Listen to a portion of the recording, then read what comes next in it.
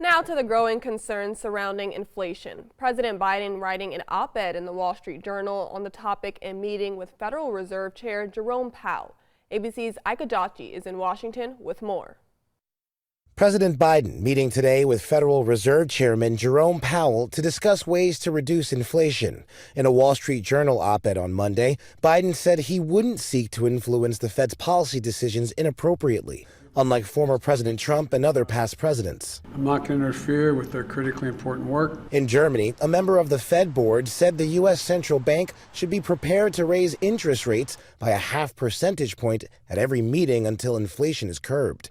Back in the U.S., prices at the pump and the supermarket continue to soar. Food, gas, everything. It's hard for you to make a living and go to work. AAA says the average price of gas is now over $4.62 a gallon, and it's the first time the average price exceeded $4 in all 50 states. And one gas station in Los Angeles charging over $8 for a gallon of gas. Industry analysts say as summer travel begins, the spike in demand, coupled with a long-standing oil supply shortage from the pandemic-induced production slowdown, could drive prices even higher.